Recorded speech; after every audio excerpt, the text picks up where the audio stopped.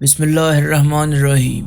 السلام علیکم، میرا نام جواد ہے اور انسولڈ کیسز کی سیریز میں ایک دفعہ پھر خوش آمدید۔ دوستو، ہمیشہ کی طرح آج ایک اور انسولڈ کیس لے کر آیا ہوں۔ 15 جولائی 1987 10 سالہ شیلڈ سیمرز اپنی زندہ دلی اور خوشباش طبیعت کے ساتھ اپنے کچھ دوستوں کے ساتھ گھر کے قریبی جنگلات میں کھیلنے جاتی ہے، لیکن جب شام ڈھلتی ہے اور جب اس کے دوست گھر واپس آ جاتے ہیں، شیلڈ سیمرز واپس نہیں آتی۔ ایک پرسکون قصبہ اچانک خوف اور تشویش میں ڈوب جاتا ہے۔ 6 مہینے بعد سیمرز خاندان کو ایک پراسرار خط موصول ہوتا ہے جس میں شیلڈ سیمرز کی ایسی خوفناک تصاویر موجود ہوتی ہیں جو شیلڈ سیمرز کے خاندان کو مزید تکلیف دیتی ہیں۔ اس کیس کے بارے میں مزید جانتے ہیں۔ Let's start the video. ذرا تصور کریں 15 جولائی 1987 کی ایک گرم دوپہر، جب سورج کی تیز شعاعیں الاباما کے قصبے ڈورا پر گر رہی تھی۔ 10 سالہ شیلڈ سیمرز اپنی زندہ دلی اور خوشباش طبیعت کے ساتھ اپنے دوستوں کے ساتھ کھیلنے کے لیے قریبی جنگل کی طرف جاتی ہیں، لیکن جب شام ڈھلتی ہے اور باقی بچے اپنے گھر کو لوٹ آتے ہیں، شیلڈ سیمرز واپس نہیں آتی۔ ایک پرسکون قصبہ اچانک خوف اور تشویش میں ڈوب جاتا ہے اور پولیس اور مقامی لوگوں کی تلاش بے سود رہتی ہے۔ 6 مہینے بعد سیمرز خاندان کو ایک پراسرار خط موصول ہوتا ہے جس میں لکھا ہوتا ہے کہ شیلڈ زندہ ہے، لیکن کوئی تفصیل نہیں دی جاتی۔ 5 سال بعد ایک مکان میں چند خوفناک تصاویر ملتی ہیں جن میں ایک لڑکی کو دکھایا گیا ہے جو شیلڈ سے مشابہت رکھتی ہیں، برے طریقے سے بندھی ہوئی اور خوف زدہ حالت میں ہے۔ یہ سراغ مزید سوالات اور خوفناک انکشافات کی راہیں کھولتا ہے۔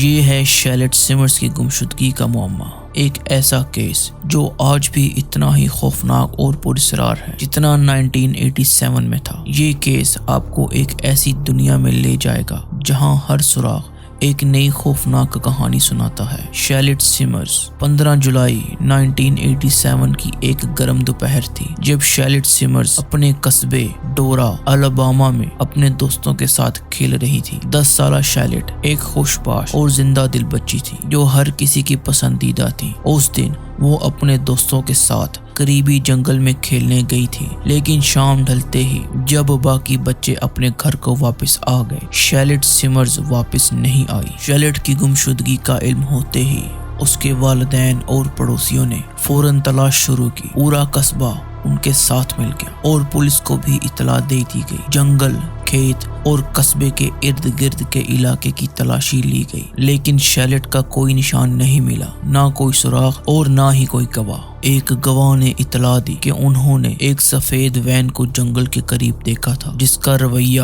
مشکوک تھا۔ یہ ایک اہم سراغ تھا، لیکن پولیس اس وین اور اس کے مالک تک پہنچنے میں ناکام رہی۔ یہ سراغ بھی بے نتیجہ رہا۔ تقریباً 6 مہینے بعد سیمرز خاندان کو ایک عجیب خط موصول ہوا۔ خط میں لکھا تھا کہ شیلڈ زندہ ہیں اور محفوظ ہیں، لیکن خط میں کوئی تفصیل یا مقام نہیں بتایا گیا تھا۔ خط بھیجنے والے نے کوئی شناخت ظاہر نہیں کی۔ اس خط نے امید کی ایک کرن پیدا کی، لیکن ساتھ ہی ساتھ مزید سوالات اور پریشانیوں کو جنم دیا۔ 1992 میں 5 سال بعد ایک اور خوفناک سراغ سامنے آیا۔ پولیس کو ایک ویران مکان میں چند تصاویر ملی جن میں ایک نوجوان لڑکی کو دکھایا گیا تھا جو شیلڈ سے مشابہت رکھتی تھی۔ تصاویر میں لڑکی کو باندھا گیا تھا اور وہ خوف زدہ نظر آ رہی تھی۔ یہ تصاویر پولیس اور سیمرز خاندان کو دوبارہ اسی خوفناک حقیقت کی طرف لے آئی کہ شیلڈ اغوا ہوئی تھی۔ اس کیس کے بارے میں کئی نظریات پیش کیے گئے۔ کچھ کا خیال تھا کہ شیلڈ کو کسی نفسیاتی بیمار نے اغوا کیا تھا، جبکہ کچھ کا ماننا تھا کہ وہ انسانی سمگلنگ کے کسی نیٹ ورک کا شکار ہوئی۔ کچھ لوگوں کا خیال تھا کہ شیلڈ کسی پراسرار فرقے کے ہاتھ لگ گئی تھی۔ شیلڈ سیمرز کا کیس آج بھی حل نہیں ہو سکا۔ اس کے والدین نے اپنی بیٹی کی تلاش کبھی ترک نہیں کی اور